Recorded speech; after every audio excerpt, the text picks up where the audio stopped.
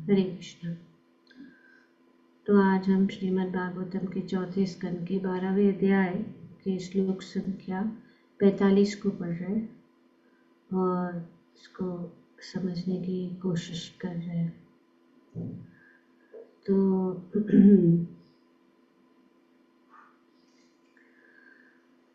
यहाँ पे श्लोक संख्या 44 से अंत तक कौन सा लास्ट श्लोक 51 52 माता जी।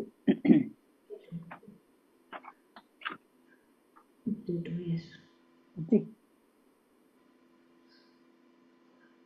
जो ये कथा की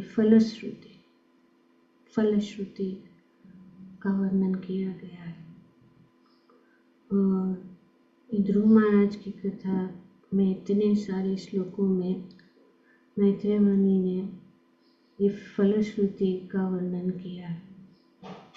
फलश्रुति का क्या अर्थ क्या है? फलश्रुति का अर्थ ये है कि जो कोई भी ध्रुव महाराज की कथा, ध्रुव महाराज की चरित्र, ध्रुव महाराज के जीवन की जो कथा है उसको सुनता है, उसको बहुत सारे फल प्राप्त होते हैं सिर्फ श्रवण करने से। तो ये कितना सुंदर बात है। और यहाँ पे बहुत सारे जो फल है उस प्राप्ति के विषय में बताया जा रहा है पूरे इन सब श्लोकों में। कल बताया गया था, मैत्रेय मुनि ने कहा कि हे विदुर, तुमने मुझसे ध्रुव महाराज की परम ख्याति तथा चरित्र के विषय में जो कुछ पूछा था वो सब मैंने विस्तार से बताया। तो विस्तार से उन्होंने वर्णन किया। हम देखते हैं कि बहुत सारे अध्यायों में ध्रुव महाराज की कथा का वर्णन किया गया और बड़े बड़े साधु पुरुष तथा भक्त ध्रुव महाराज के विषय में सुनने की इच्छा रखते हैं। और इस कथा को सुनने से, ध्रुव महाराज के आख्यान को सुनकर मनुष्य अपनी संपत्ति, यश तथा दीर्घ आयु की इच्छा को पूरी कर सकता है। तो इसको सुनने से ये सब जो इच्छाएं हैं, जितनी भी इच्छाएं हैं हमारी, वो सब पूर्ण हो जाती है सिर्फ श्रवण मात्र से। सिर्फ ध्रुव महाराज की कथा, और ध्रुव महाराज की कथा नहीं, सिर्फ ध्रुव महाराज की कथा नहीं, लेकिन जितने भी जो महान भक्तों की कथा है उसको सुनने से बहुत लाभ प्राप्त हो सकता है सिर्फ सुनने से। तो यहाँ पे मैत्रेय मुनि बता रहे हैं, जो भी अपनी इच्छा है, संपत्ति की इच्छा है या दीर्घ आयु अगर किसी की इच्छा है, वो पूर्ण हो जाती, प्राप्त हो जाती है। देवता भी प्रसन्न हो जाते हैं क्योंकि ये आख्यान इतना यशस्वी है, इतना सशक्त है कि यह सारे पाप कर्मों के फलों का नाश करने वाला है। तो सारे पाप फल भी नष्ट हो जाते हैं ये ध्रुव महाराज की कथा सुनने से। तो ये इतना कल्याणकर है कि इसके श्रवण मात्र से मनुष्य स्वर्ग लोक को भी जा सकता है अथवा ध्रुव लोक को प्राप्त कर सकता है। तो ये यहाँ पे बहुत सारी बातें बताई गई है। तो इसीलिए श्रवण बहुत महत्वपूर्ण है। और श्रवण ये सबसे आसान है, कोई भी कर सकता है, सिर्फ समय का बात है। हमें समय निकाल के ज्ञानपूर्वक भगवान के विषय में भगवान के भक्तों के विषय में सुनना चाहिए और उससे जो है हमारे अंदर अपने आप जो है परिवर्तन हो जाता है, हम शुद्ध बन जाते हैं, हम आध्यात्मिक स्तर पर पहुंच सकते हैं सिर्फ सुनने से। तो श्री प्रभुपाद जी अपने तात्पर्य में बताते हैं कि संसार में अनेक प्रकार के लोग हैं, इनमें सभी शुद्ध भक्त नहीं होते। कुछ कर्मी हैं जो प्रचुर संपत्ति की कामना करते हैं, जैसे हम जानते हैं कि किस प्रकार से जो कर्मी हैं वे बहुत संपत्ति का प्राप्त करने की कोशिश करते हैं, दिन रात जो है एक करके काम करते रहते हैं इसको प्राप्त करने के लिए। कुछ ऐसे भी लोग हैं जो केवल यश चाहते हैं। तो ये हमेशा हम देखते हैं कि कुछ लोग ऐसे भी होते हैं, अक्सर हम देखते हैं वे यश पाने के लिए बहुत उत्सुक है कि उनका नाम हो, नेम एंड फेम जैसे बोलते हैं, के लिए बहुत कुछ करते हैं ताकि वे बहुत बड़े माने जाए समाज में और सब जगह उनका यश फैले।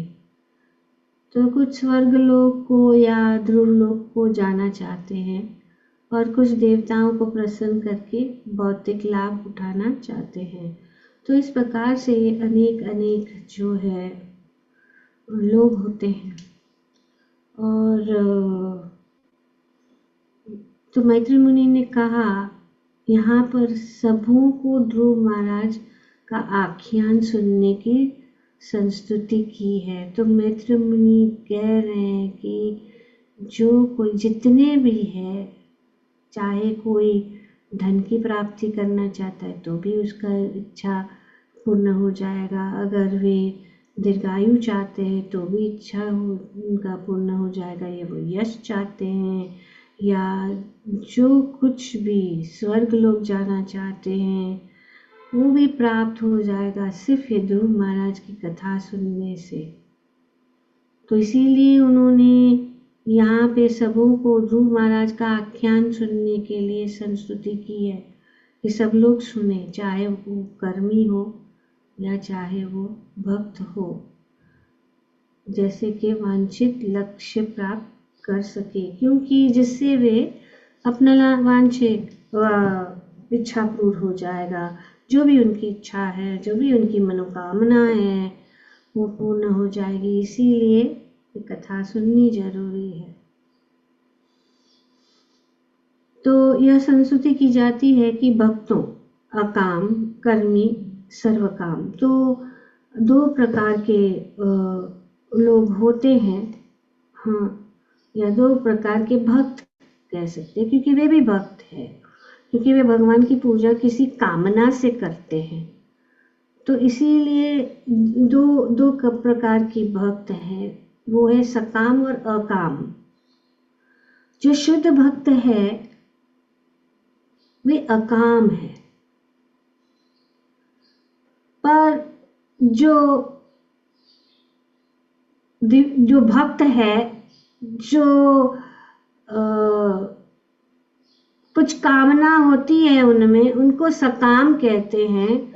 और वे जो है भौतिक ऐश्वर्य को प्राप्त करके भौतिक ऐश्वर्य चाहते हैं, और जैसे कि देवता हैं और जो लोग उच्च लोक में जाकर जो है इस प्रकार से पुण्य कार्य करके वे जो है उच्च लोक में, स्वर्ग लोक में जाने के लिए इच्छा करते, और इस इच्छा से वे जो भगवान की पूजा करते हैं तो उनको सकाम कर्म कहते हैं, क्योंकि उनके हृदय में यही है कि जो है भौतिक चीज़ों के ऊपर वे अपना प्रभुत्व जताना चाहते हैं। They have the desire to lord it over material nature। तो इसको कहते हैं सकाम, सकाम कर्मी जो है या सकाम लोग है, भक्त है।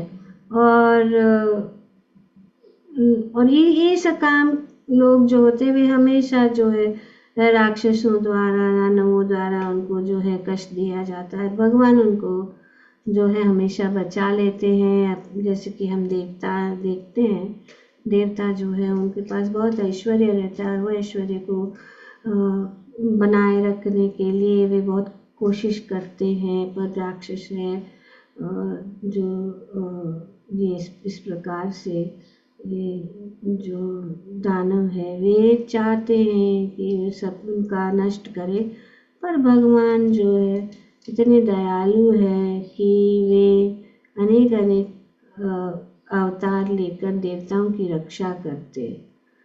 तो ये सकाम और अकाम भक्तों में अंतर यही है कि और सकाम भक्त जो है जैसे कि देवता है वे हमेशा तकलीफ में रहते हैं, क्योंकि उनकी इच्छा हमेशा भौतिक रहती है और वे जो है भगवान से कुछ जो है सुरक्षा प्राप्त करने के लिए उनके शरण में जाते हैं, और भगवान इतने दयालु है कि उनकी भी रक्षा करते हैं, अनेक जो है सहायता करते।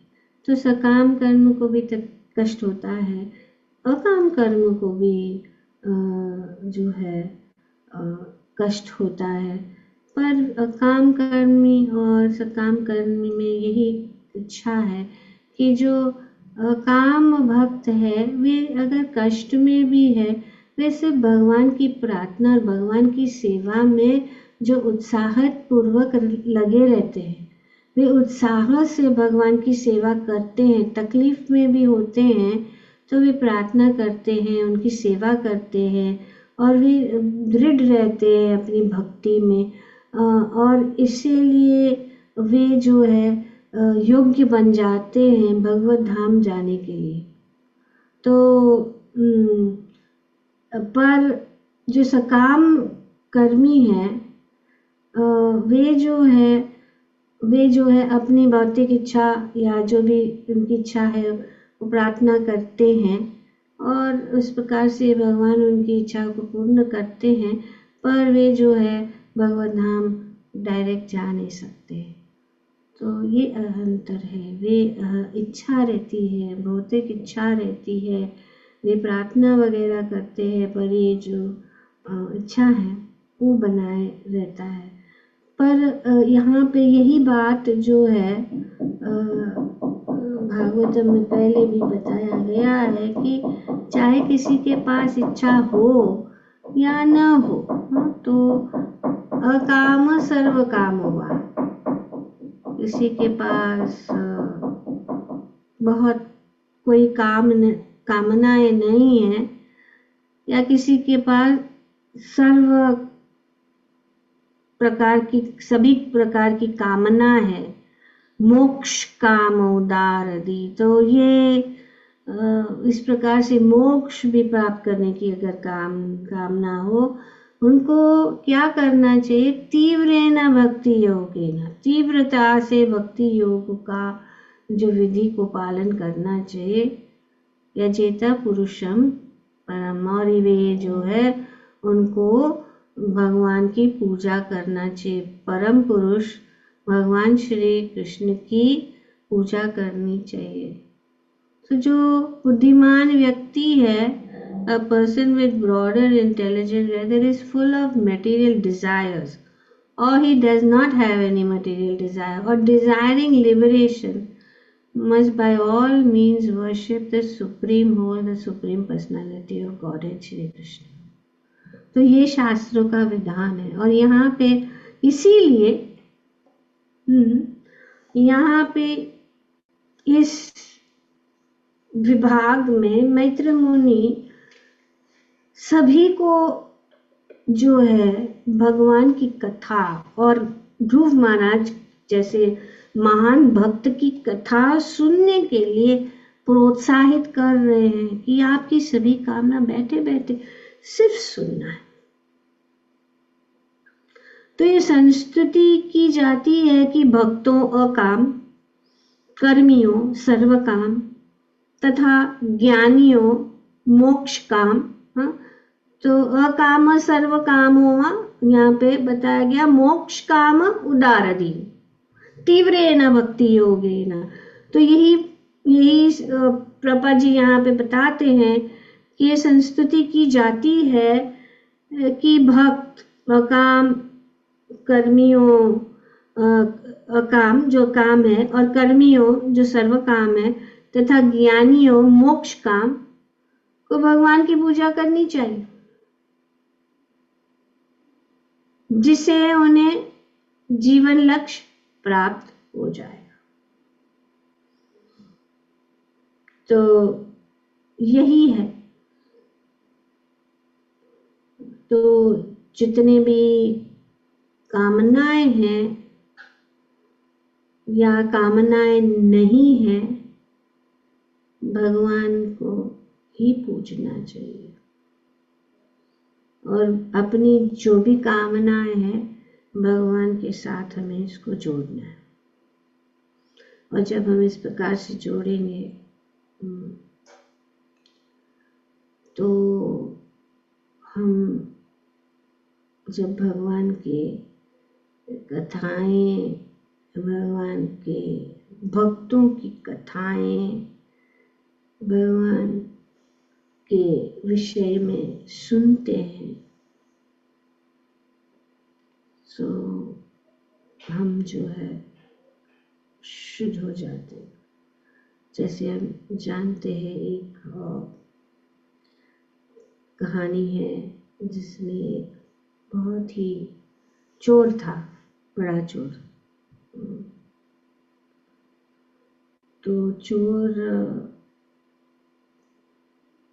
वो उनका जो है खानदानी पेशा था वो चोरी करने का। तो उसके पिताजी ने बोला था कि चोरी कैसे करना है, लेकिन एक चीज जरूर मत करना, जहाँ भगवान की कथा चलती है ना उसमें मत जाना, वहां नहीं जाना, बिल्कुल मत जाना। तो उन्होंने कहा ठीक है। तो फिर तब एक बार जो है वो चोरी करके भाग रहा था, पुलिस उनके पीछे पड़ी हुई थी और पुलिस पीछे पड़ रही थी, वो भाग रहा था, उसको कोई जगह नहीं मिल रही थी कहाँ वे जाके अपने आप को छुपा ले। तो उस समय भागवत कथा हो रही थी। उसके पिता ने तो बोला था मत जाओ, पर उसको कोई रास्ता नहीं था तो वो गया और सब जो लोग बैठे थे ना, सब सत्संगी और लोग जो सुन रहे थे उनके बीच में जाके से बैठ गया। तो पुलिस को नहीं पता चला कि कितना भीड़ भाड़ में वो जाके बैठ गया और वो सुन रहा था। और जब बैठ गया तो उन्होंने सुना वो जो साधु था वो भगवान कृष्ण के विषय में बता रहा था कि भगवान कृष्ण इतने सुंदर है और उनके जो है बहुत सुंदर गहने पहनते हैं, उनका मुकुट जो है सोने का और रत्न जड़ित होता है, उनके जितनी भी श्रृंगार है वे बहुत ही सुंदर रत्नों से उनका श्रृंगार किया जाता है। तो वो सुन रहा था तो उन्होंने सोचा अरे वाह, तो अच्छा मौका है, तो बहुत अच्छा हो गया।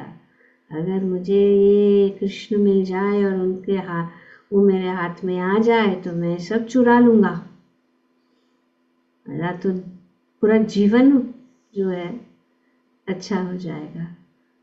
तो इस प्रकार से उन्होंने फिर साधु से पूछा कि अच्छा ये जो कृष्ण है वो कहाँ मिलेंगे, तो कहाँ रहते हैं? तो उन्होंने कहा वृंदावन। तो वृंदावन में रहते हैं तो पर उनका कुछ नाम तो होगा। तो उन्होंने कहा उनका नाम गोविंद है। तो फिर गया वृंदावन ढूंढते ढूंढते, पर उसको याद रखना पड़ता है। वो इतना पढ़ा लिखा नहीं था, तो उसको याद रखना पड़ा कि इसका नाम, हाँ, और वृंदावन और कहाँ।